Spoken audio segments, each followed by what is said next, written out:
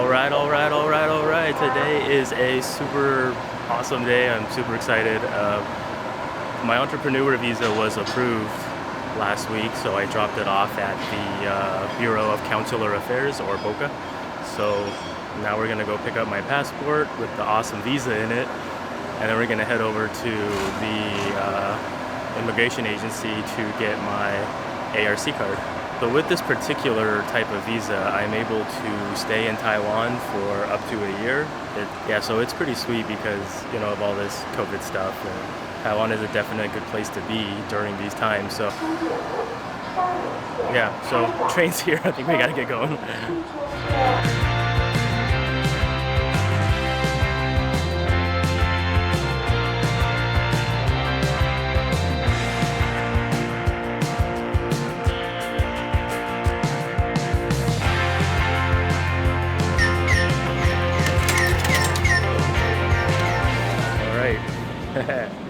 We arrived in Kaohsiung.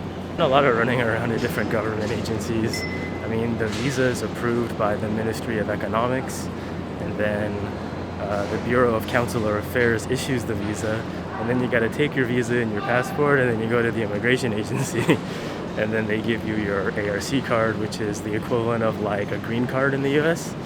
Yeah, and then you get your 1-year residency.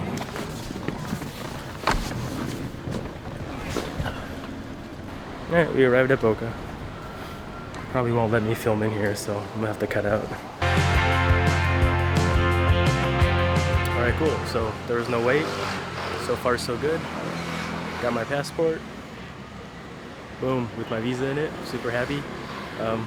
They did, however, totally stretch my face in the photo on the visa, so I hope that's not going to be a problem. But my neck looks like it's about 12 inches long, and my forehead is tiny, and I don't know, it's kind of funny. I'll put a picture up here, but yeah.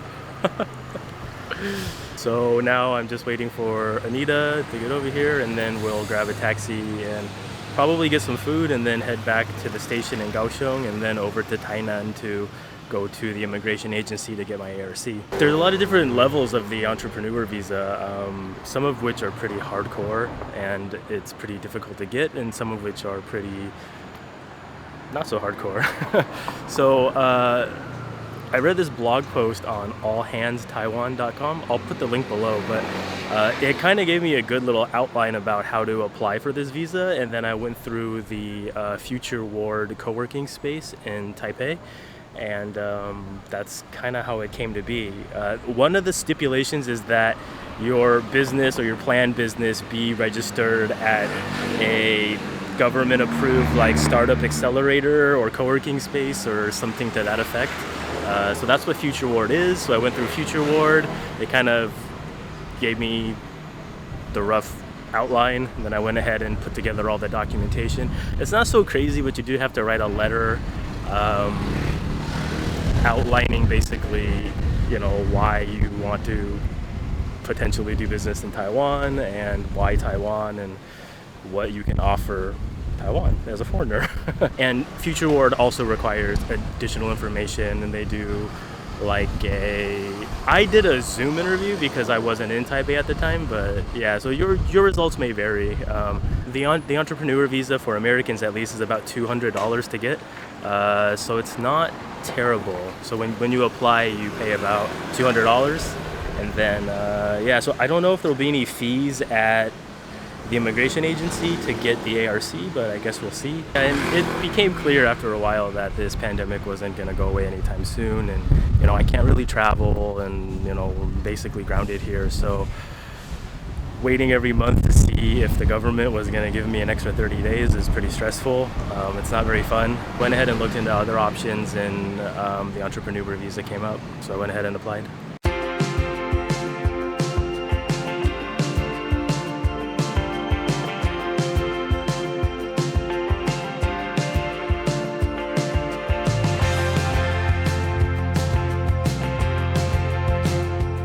A lot of the train stations in Taiwan are ultra modern, so this one is definitely no exception. Yeah, so this specifically is the HSR Station, which is like the high-speed rail, which is comparable to the Shinkansen, like in Japan, like the bullet train. So yeah, so you can basically go along the entire length of Taiwan in probably, no more than 2.5, 3 hours. It's pretty crazy. Yeah, so there's a mall attached to the station here, so we're gonna head over there.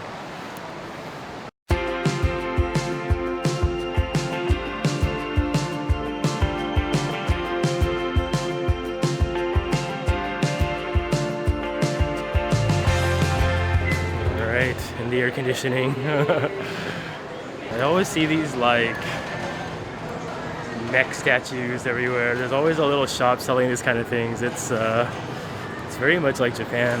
Unlike the malls in the States where you might go for snacks or just to eat kind of whatever stuff, the malls in Asia generally have pretty good restaurants, like high-end restaurants. Yeah, cool. So we settled on this Sichuan restaurant, so we'll get some dishes and rice.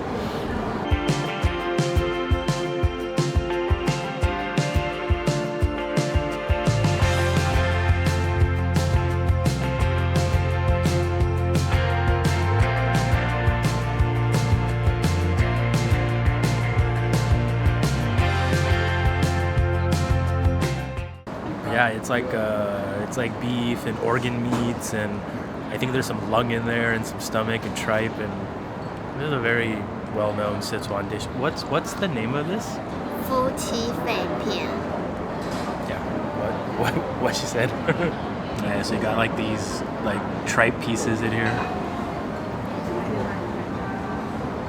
Ooh, that was good. It's not that spicy, but it's numbing.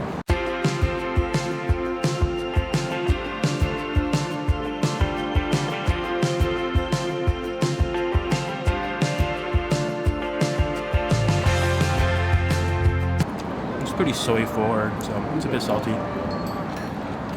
But I really like this cold dish thing.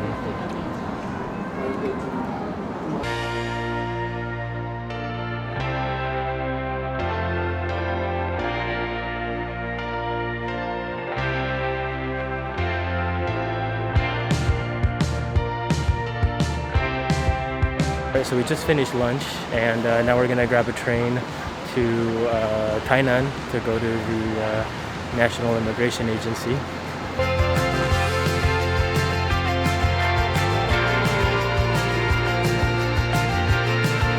This has got to be the coolest immigration building I've ever seen. Check this out. Oh my god, it's like a French chateau or something. That's so funny.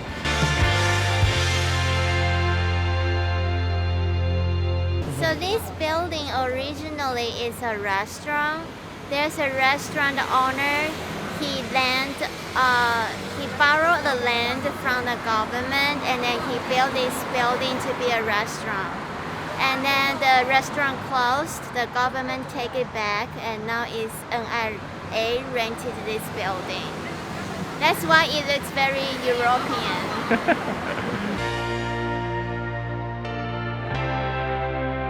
Holy crap, that was a little bit of a wait, but it wasn't terrible. No one seems to know what this visa is, because in both the Bureau of Consular Affairs and Immigration, they had to like run in the back and figure out what was going on. So it looks like I'm all taken care of. It cost me 1,000 NT, so like $30 to get my ARC card. I get to come back in like a week or two and pick it up, and I'm all set. Woo!